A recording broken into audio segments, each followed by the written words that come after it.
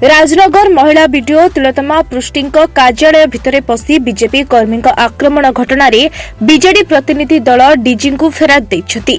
BJP कर्मी गुंडा राज को निंदा करने सहित आसामी को तुरंत गिरफ दावी करिसेंति बीजेडी नेता। डीजी को भेटी घटना संपर्क में अवगत कराइछंति। घटनार निरपेक्ष तदंत सह उपलब्ध फुटेज को परीक्षा करने को दावी करिसेंति सुलता देव। बीजेपी नेतांको बारंबार ऑफिस को आक्रमण भयर वातावरण सृष्टि करुछि बोली कहिसेंति बीजेडी नेतृत्व। डीजी के देखा कलु एवं मेमोरेंडम मध्ये देचु दबार आवश्यकता नहीं आज्ञा आपण मानक चैनल माध्यम रे मध्ये से क्लिपिंग एते वायरल हेची सो मोटो कॉग्निजेंट नै किना या पर एक्शन होबा कथा।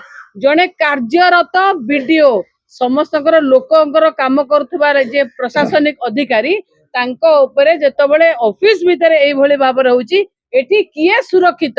आमर स्पष्ट दाबी रहिला जे तिलोत्तमा पृष्टि एवं कार्यरत अधिकारी मानकु तांको कार्यालय रे सुरक्षा प्रदान करा जाऊ।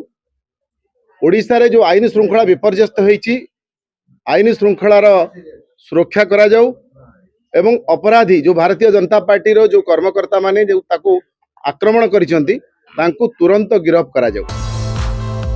ब्यूरो रिपोर्ट ओडिशा संवाद।